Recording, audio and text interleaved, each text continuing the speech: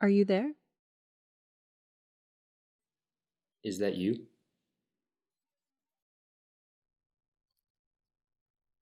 The process of fermentation makes the invisible visible. Just the opposite, the recent process of shifting nearly every experience to the virtual makes the visible invisible. Domestic inequalities are presumed non-existent, and sensory experiences are made absent. We cannot smell, we cannot touch, we must interact at a distance. Suddenly, we are as equally distant to other humans as to bacteria, the other who we know as the agents of fermentation. Our current pandemic conditions emphasize the necessity of considering how we relate to each other for better and worse. As we are advised to keep our distance from one another, we need only look to the kitchen to see other species already present in our homes.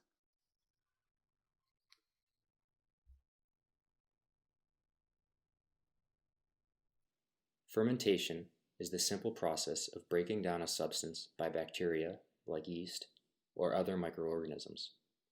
It softens, it takes time, and it creates energy through the heat that the process gives off. Across traditional Turkish cooking, for instance, fermentation occurs in items such as tarhana, a dried soup, boza, a fermented drink often made from bulgur wheat, and yogurt.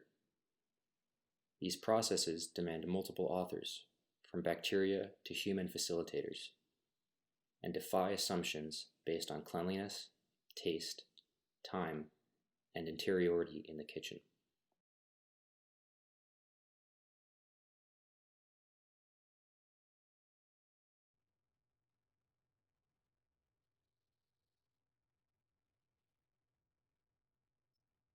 Consider the space of your kitchen. Who do you share it with? Are they human? Non-human? Note down ways in which others could be let in.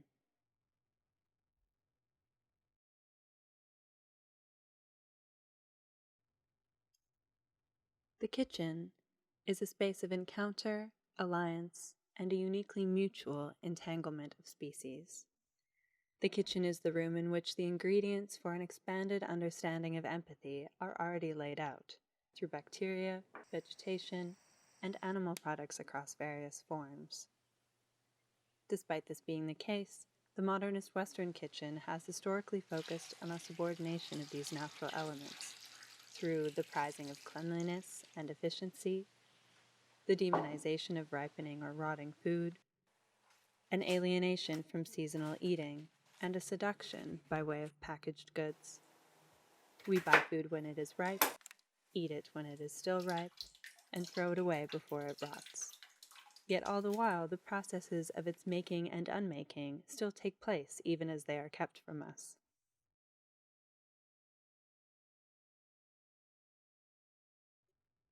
The refrigerator is in its simplest form a fermentation slowing device.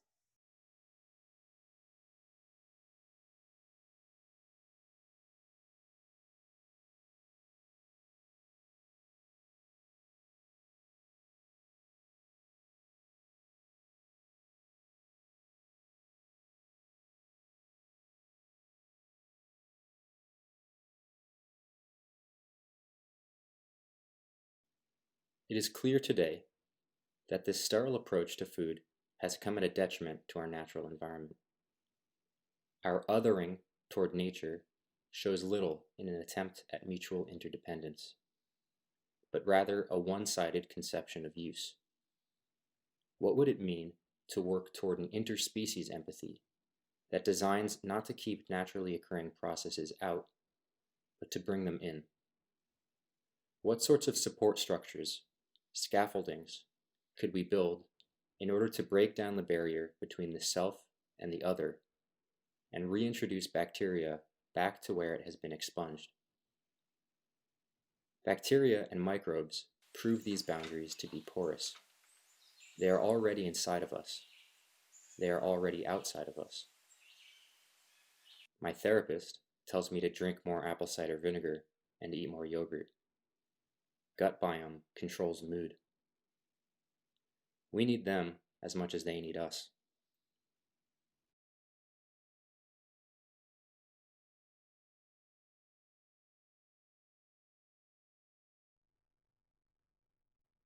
Many ferments give off heat that could be used elsewhere.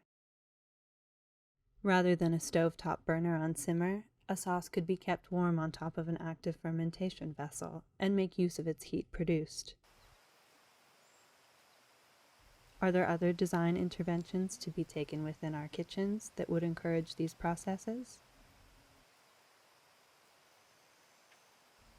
When she designed the Frankfurt kitchen in 1916, Margaret Schutelowski included an outdoor drawer of sorts to keep grocery items cool. There were no refrigerators included in the design. A hay box often replaced an oven, bringing in typically exterior materials to the domestic space of the kitchen and conserving energy in the process. These innovations were due to a context of acute economic precarity, but the effects were more than financial. In a hay box, food would cook itself over long periods of time. The refrigerator is a fermentation slowing device.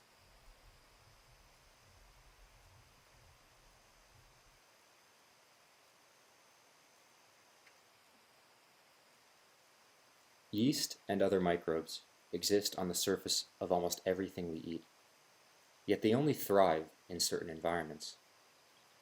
We are not creating them so much as we are creating environments for their growth or death. These others come into view when we construct a hospitable environment for them, but this action is not what brings them into being. Is this visibility necessary for empathy? Fermentation may help to redefine or soften our understanding of use. For example, as opposed to the control often implied by the verb, and the ultimate control that using heat to cook employs on ingredients, the act of fermenting wants bacteria to thrive. It is an act of mutual collaboration between human and bacteria. Multiple entities maintain agency in such a system. Perhaps this is where these microbes bump up against the limits of empathy's walls. Take stock of the contents of your refrigerator. Have the items that fill this space changed from when you acquired them, however that took place? Write down instances of changes that you encourage within your kitchen and instances that you discourage. What are these demarcations based on? Keep in mind, we tend to use the word fermentation when we discuss intentional microbial activity, but use words like spoiled or rotten when it is unintentional and not prompted by human action. Rethinking our relationship with the non-human is an exercise in empathy that requires new ways of conceptualizing everyday interactions, from the most banal to the most designed. The simple act of eating yogurt for breakfast, for example, can be taken as an encounter with living cultures, in every possible understanding of this term. These cultures are not generalizable, but rather have unique agencies, too. Any loaf of bread inherits its flavor through a confluence of bacteria in its environment and on the hands of their bakers, an intimate collaboration. There exists a mixed culture within fermentations, an elaborate community of microorganisms acting in various ways. This is flavor.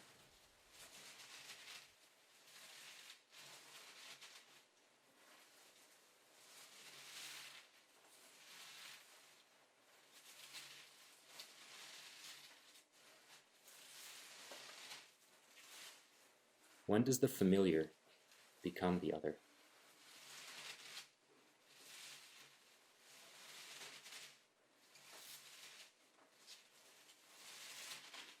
Othering is present in cooking and its surrounding cultures, continuing to understand the term cultures in every possible sense.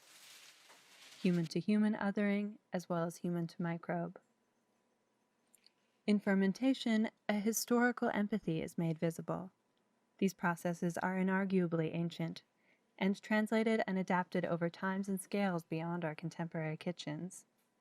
In fermentation, an individual is indebted to all others, invisible precedents, or currently invisible microbes.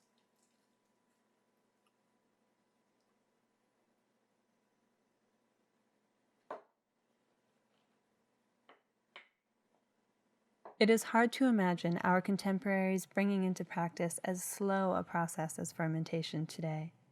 The necessary slowness of it all is a radical resistance to the pace of contemporary culture. The processes you are seeing here, even, have taken place over an extended period of time and cannot be rushed based on the limits of a digestible episode. This pace allows microbes to be understood as resistance actors of sorts, offering us the suggestion of an alternative way. This is an act of collaboration between human and bacteria, in which multiple entities give and take agency. In part because of the unknowns this creates, fermentation necessitates a cumulative understanding of labor and relies on a specific logic oriented toward collaboration and trust. It is the transformation of a raw ingredient into a useful ingredient, perhaps bringing it into the realm of empathy in so doing. That being the case, another possible result of these efforts is that they will fail in some way and will not become useful to us. This would be a welcome result as well. In any event, we've now done all we can to create this environment. If you so choose, it's up to you to take us the rest of the way.